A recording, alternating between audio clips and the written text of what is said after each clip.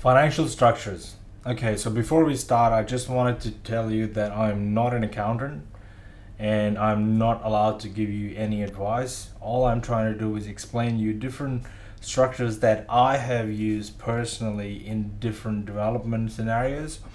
And for you to be able to decide on a structure, you can either decide yourself or get advice from your accountant. I would recommend that you get advice from your accountant before you actually decide on the structure, because it's not just the structure, that structure would depend upon your requirements from that or your situation, or the outcome that you are looking for from by doing that development.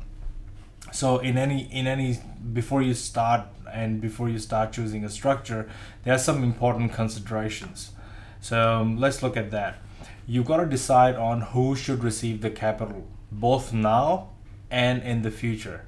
You have to decide who should receive the income, also now, both now and in the future. Is there a need for investment assets to be protected against potential future creditors? Now, these are the things that you got to sit and look at your full scenario. Everything that you are involved with, you got to sit with your accountant and come to an understanding with your accountant, what is best suited in your scenario. So, say for example, you're running a company somewhere else, you are involved in some other transactions.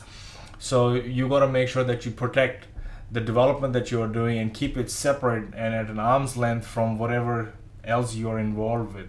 So those are the questions that you got to sit with your accountant and ask your accountant. You got to ask them, are there any special family consideration related to who should own the assets or receive the income, both now and in the future?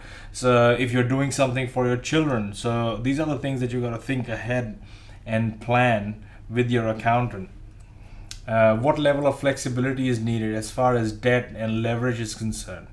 What are the tax implications of each structure? What estate planning issues need to be addressed? So these are the questions, and there could be many more, and your accountant would be the best person to tell you exactly what sort of structure suits best to your scenario after you answered all these questions.